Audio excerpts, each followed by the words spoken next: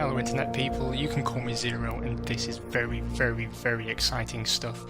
What you see in front of you is a Prost Mugen Honda from 1997. We are playing the F1 1997 mod for F1 2014.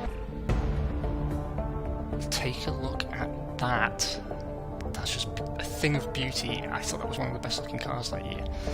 I've been having some trouble getting this thing working, so what we're going to do is hopefully try and get into a quick race, see if I can't figure out where the problem is, and eventually I want to do a career playthrough for you. So I'll cut the video here and we'll see what's what.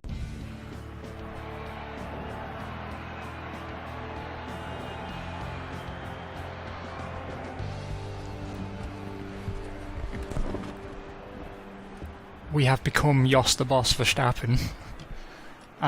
This is the Tyrrell Ford, and I'd actually done an earlier take in the Arrows Yamaha as Pedro Diniz for obvious reasons, but the sound levels for this game are very, very weird. I'm going to try changing them again in game if I can. Yeah, it won't go below 50% for the effects or the vehicle noise, and because we're back on the V10s, it's very, very loud, so I've moved the microphone as close to my face as possible. Hopefully this take works. Let's do a quick car setup. We'll go for that. The Arrows Yamaha was one of my favourite F1 cars of all time, despite being completely crap. It used the Yamaha V10 engine, which had been with Tyrrell for 96, and it was problematic for a considerable amount of time. In the meantime, Tyrrell switched to Ford, which is the engine we'll be using in this video. I haven't decided who to do the career with. My three favourite teams of all time are in this game. That's very loud indeed. My three favourite teams are Minardi, Tyrrell and Arrows. At the moment I'm favouring Arrows for that this playthrough as well as Grand Prix World, but who knows. I'm just going to do a few qualifying laps for you. I don't think we'll get to the race, simply because I have spent so much time today recording videos that I then can't use. This is my second time out in this mod, and it handles very, very, very weirdly. Really weirdly. I apologise, you've probably noticed I've left the corner markers on, these green bars that show the lines through the corners. It's simply for the braking indicator, because the game is extensively modded, as you can tell. The interiors are done differently, there's a whole audio package, the cars are completely reworked, and the handling has been tweaked to be more favourable to wheel users. Also the AI has been tweaked, so it's no longer super OP in the wet, and it just means this car, for someone who's using a pad like me, this car does not handle the way you'd think it would. So if I look rubbish, it's because I am, but also because of this, this being so heavily modded. Now, Verstappen and Tyrrell didn't have a particularly great season in 97, but 97 is one of my favourite seasons in F1. It was the first season for Stuart Ford, I think, who made a very respectable debut season. It was also the season where I think the Jordan team really came good. There was a lot of mix-up in the field, you know, like Gerhard Berger put his Benetton on pole at Hockenheim with Fisichell's Jordan on second. You know, all the big players failed to put it where it needed to be in that round. There was some very, very good racing. Damon Hill being a world champion who moved away from Williams to join Arrows of all teams. It was just a fantastic season. I still watch it back to this day. It's that good. So when I found out there was a 97 mod for this game, I absolutely had to have it. And Simon, I know you're watching this and you're drooling and feeling very, very jealous. I can't believe we haven't done something like this before. Now if you're with me because of the stuff I've done with Simon over on High Playing Games, this is a good chance to update you on that.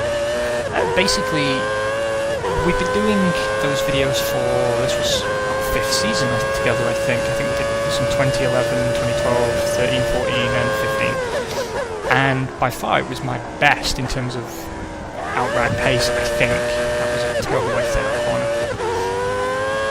And so I'm a bit disappointed that we've not been able to bring it to you recently, but there's a very good reason for that. Both of us work full-time. I also study. We've got other stuff going on in our lives, you know, everyone's got a personal life as well. I also play sports and all kinds of things. My time is just completely all over the place, particularly recently. The company I work for was taken over and there's a lot of change happening. Simon as well has just launched his Higher Playing Games website. He's involved in so many things. I think he's also got a new album in the works, actually. If you've not heard his music, definitely go look that up too. I should have pitted, but I didn't, so now we have to live with that decision. And now you have to watch me creep round as the car runs out of fuel. But that's an even better chance, I suppose, to keep waffling. I really hope to be able to pick the videos up again soon, but syncing our schedules has just been completely impossible, so on behalf of both of us, I apologise for that. Although he is playing through F1 2015 again, I believe, and I'm obviously planning to do a 97 season for you if I'm able to get the mod working properly. I've run into a few endless loading screens. The sparks, man, the sparks. I thought the car was bottoming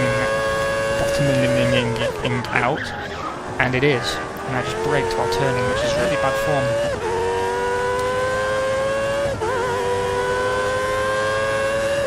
So, if you're interested in seeing me play through, and I don't know if you are because I'm not the best driver, and if you've watched the stuff I've done with Simon, you'll know that. But I think it's a good chance to talk about Retro F1. I think it's something I'd enjoy making intermittently. I mean, the problem, of course, is that a race of any length with qualifying takes quite a long time to record, which is part of the reason Simon and I have so much trouble. But I do think it's an interesting possibility that's a bit too interesting to pass up. Let's see if we can get a glimpse of any nice cars. No, they're all out, apart from one of the Saubers. Come in, refuel, and then I think we'll run that again, but I'm qualifying very, very well for a for a 97 Tyrrell.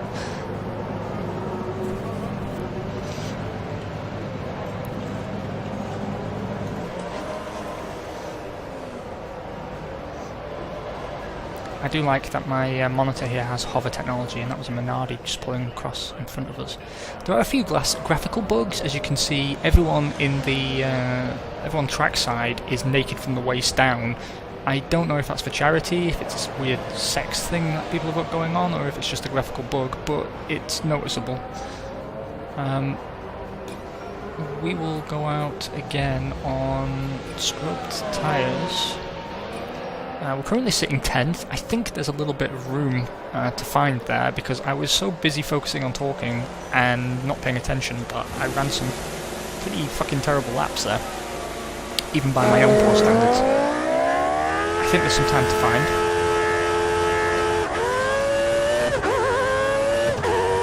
Something to note, the Lola team are missing, which they were for most of the season, but because the game is a hard-coded limit of 22 cars. Is that Stuart, or is that my teammate coming behind me? There was a lot of white cars this year.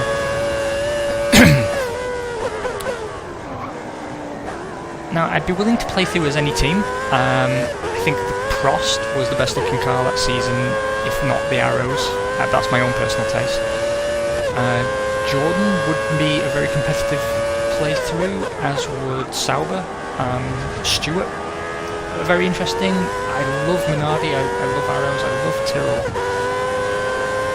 Ferrari, Williams, McLaren, I've always found to be quite dull, simply because, you know, success is boring. Benetton had a very up and down season, and I don't know how well that will be reflected. But again, that's, you know, another option.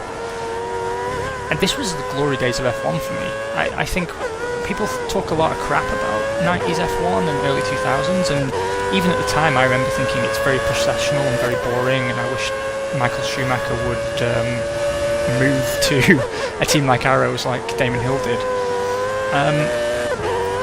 For all that we say, I actually think that F1 at that time was in a much better state than it is today. I mean, let's not forget that Stewart were a brand new team, brand new factory, brand new staff, who out of the gate made a very respectable performance. Most of the teams on the grid were privateer teams. Manufacturer involvement was very different to what we see today, with teams preferring to have works engine efforts or works tyre efforts. There's the Arrows that we love. Beautiful car. Of course, completely crap and uncompetitive. It had an understeer problem all season, which I can tell you from having tried it in the previous take of this video, they have replicated quite well. There was a lot of tobacco money flowing around still in those days, which underwrote a lot of teams that would not be financially viable otherwise, and those teams have largely gone now. There was also Tyre Wars. There was Bridgestone and Goodyear competing at this time, and the engine manufacturers were in sort of a battle of pride, really, trying to develop their engines at an alarming pace. Testing was unrestricted. We put it on 6th, splitting Berger's Benetton and the McLaren of Hakkinen, although it was the Jordan of Fisichella. And while I'm looking up at that timing screen, I completely took a weird line through that part of the circuit. I'm purple sector 1 up on my previous lap, so we will see this lap through. See you later, Irvine. I came into that corner all wrong, but recovered it. You can tell from my driving style, I have a problem that I've never been able to shake, and I'd love to blame it on the mod and the fact that I've left the corner indicators on or whatnot, but I tend to brake more than I should coming into the corners, and I don't tend to run out wide enough. You'll see, particularly if you do a playthrough season, you'll see me brake far too hard and lose momentum partway through the corners, so I don't come out as wide as I should to carry the speed through. That's something I've been trying to work on for about 5 seasons now and never got anywhere near it. We have overtaken Berger, and I think we'll call that a qualifying session. So I'll bring it round and we'll run down the rest of the time. I don't want to put another lap in because I don't have the fuel for it on full mix. My tyres are cold, so apparently there is more time to find. And actually, I've seen a lot of people comment that it's a lot harder to keep the heat in your tyres, which I don't think was a problem in '97. I think it's a byproduct of basically the high degradation tyres that Pirelli make these days are completely anathema to the philosophy of tyre development in the 90s, and to try and replicate the Tyre Wars. The tyres in this mod are very hard, very long lasting, and very well performing, although you wouldn't think so, based on how I'm driving and how the car's handling. And so what you'll find is that the tyres last a lot longer, but they don't heat up the way they should. And I don't believe that's a bug in the indicator. I believe it's a genuine heat issue. I don't know if I can resolve that with setup. I doubt it. The Benetton's being wheeled in.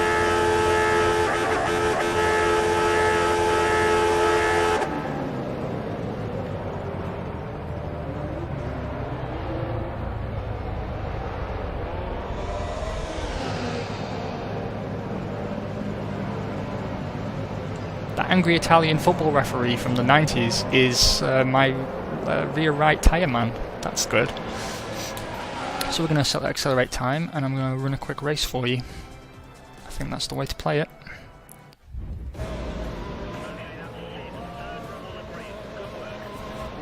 And we put it on 5th. Our teammate Mika Salo is down in 19th, so that was a very good performance from us. I'm a lot better in the Tyrrell than I was in the Arrows, let me tell you. They also said that in how they set it up, you should be driving at a similar pace to your teammate, and I found in the test runs I've done so far that was the case, but here evidently not. Villeneuve takes pole, Schumacher, Frentzen round off top 3, Eddie Irvine outqualifies us by a fraction of a tenth. Down at the bottom, Jan Trulli starts last for Minardi in his debut season, Barrichello's 21st for Stewart, Ukio Katayama had a good run, Diniz is 17th. The Prosts have not been fairly treated, I don't think. Shinji Nakano 16th and Olivier Panis 13th. Panis was one of the highlights of that season for me as well. He had a very, very good early season until he broke his legs, and Jacques Villeneuve actually considered him his biggest competitor, which tells you a lot about how that season was for him, really, and how it was for the Prost team. Obviously, it was Ligier the year before, and Prost saved the team. And it seems the car that Ligier had developed was pretty excellent, actually. Plus, it helps a great deal that the Mugen Honda engine was very good, as was the Peugeot. The Peugeot, I think, and Mugen Honda were at different times in that season the most powerful engines on the grid. Let us do racing.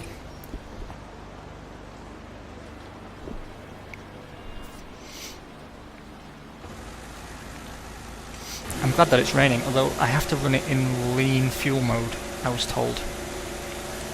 Because the V10s are very, very powerful, of course. They tend to spin a lot of their power away in the wet. So we'll set that. And I'll try not to spin it off the line. Both Benettons behind me. I always found Benetton to be a weird team. I mean, they were of course very competitive, and we know them now as, well, recently as Lotus, and now again as Renault. They were a team that constantly over-delivered for a long period in the 90s. Ooh, that was a ballsy move, and one that's completely accidental. But Jos the boss is bossing. See you later, Villeneuve, Johnny Newhouse. But it was a very strange thing for me because, you know, a lot of people wonder what's in it for companies to sponsor F1 teams, but for a clothing company to purchase a Formula 1 team and run it as long as they did. I mean, they had it the best part of 20 years, if not more than 20 years, I struggle to remember. That to me didn't make a great deal of sense, but you know what, they did right by that team. They really did. And they delivered. They won World Championships and Drivers' Championships. They did a very good job nurturing Alexander Wurz. They brought some excellent drives out of Berger, Alesi, Giancarlo Fisichella. They also took Jenson Button for a season or two, as I believe. The car does not handle well in the wet. It doesn't help that I set it up for low downforce. So I think we're not going to win because Villeneuve's all over me already. And to be fair, that Williams was a fantastic car. The 96 and 97 Williams, just phenomenal machines. Damage is on, so I have to be very careful. And look how much power I'm spinning away. I'm being far too heavy-fingered, but it's hard not to be. I shouldn't weave like that, that's very unsportsmanlike of me, I'll stop it.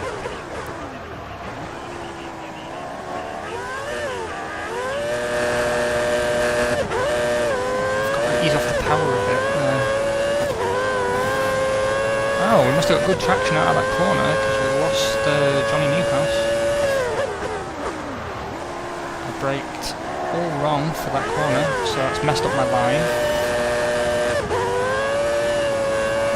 I can't begin to describe to you how gentle I'm being on the Xbox controller throttle here, but I just keep hitting the rev limiter.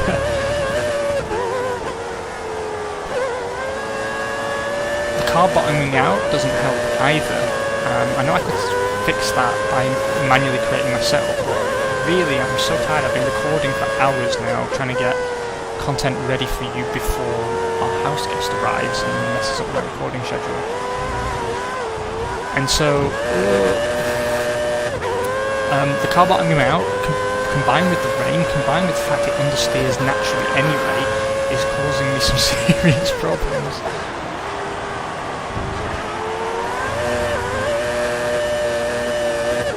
Coulthard puts in the fastest lap, and it was the fastest lap, 123.2 against my 125.2. It's only because the AI is so soft in this version of the game that I've not been completely dipped on. Late on the power coming out of that corner, but again, great traction out the corner by trying to avoid the rev limiter.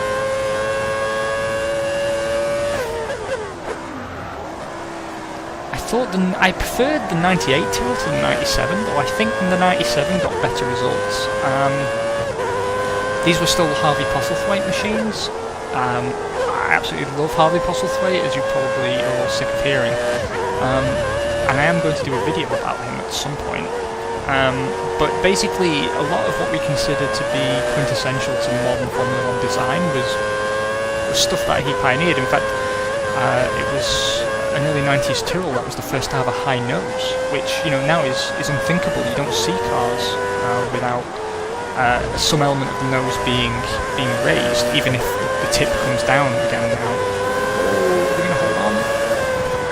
We held on. Jos the Boss coming home first in the Tyrrell. Classic stuff. Thanks very much for joining me. I hope you're as excited about this playthrough as I am. 25 points in new money. I hope you're having an amazing weekend, as amazing as I am having with this 97 mod. I hope to speak to you very soon. You take care now.